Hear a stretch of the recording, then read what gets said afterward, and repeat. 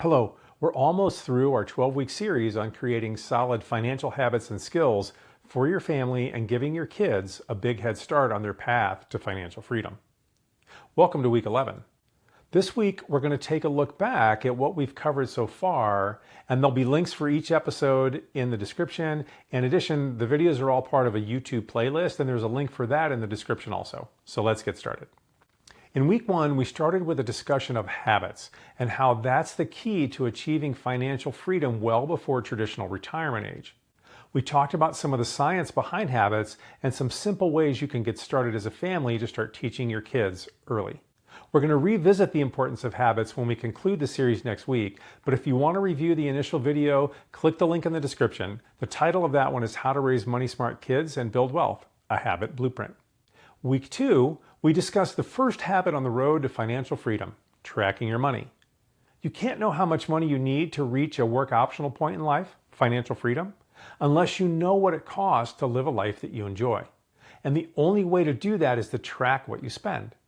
We discussed that in the context of making it a habit and creating a routine that you enjoy and then modeling and teaching that to your kids at an age-appropriate level. If you want to review, the link is in the description. The First Habit of Millionaire Families is the title for that one. Week 3, after the focus on tracking your spending, we moved to the all-important topic of what you want the money for.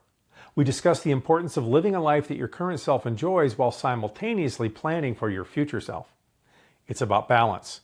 No life of deprivation today, but you do want to reach the work optional point of financial freedom and have all the options available to you that provides. So it's about knowing what you value and what you don't, and spending accordingly.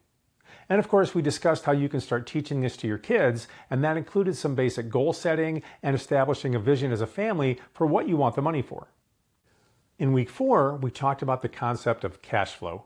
Income minus expenses equals your leftover money or your cash flow. There are 2 ways to control that, by controlling your expenses and/or increasing your income. First, you always want to have a positive cash flow and teach that concept to your kids early and often. Second, the bigger you can make the gap, the more excess that you can create, the more that you have to invest, putting your money to work for you and taking advantage of the miracle of compounding.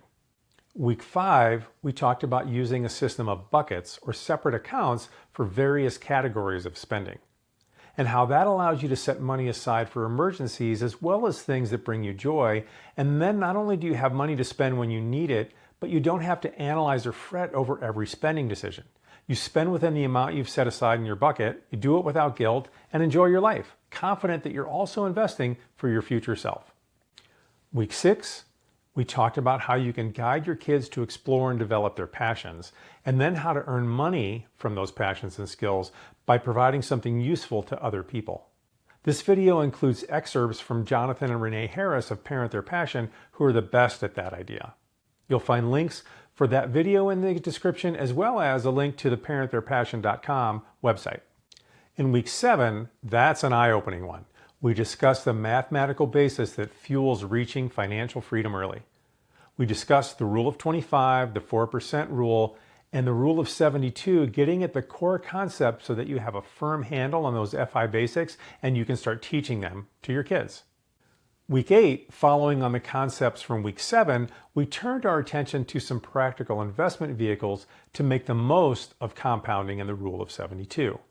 We covered UTMA investment accounts, 529 investment accounts, Custodial Roth IRAs, and the house hack. Practical nuts and bolts stuff in that one.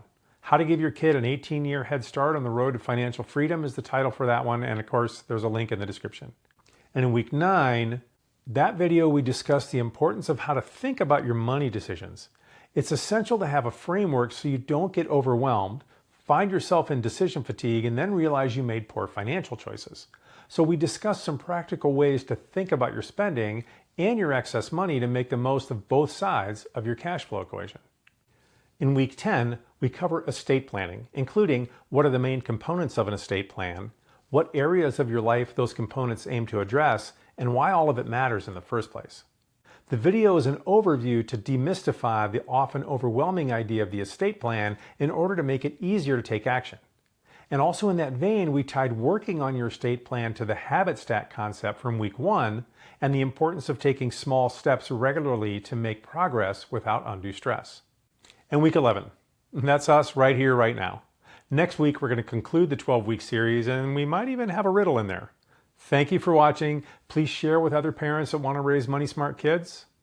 See you next week.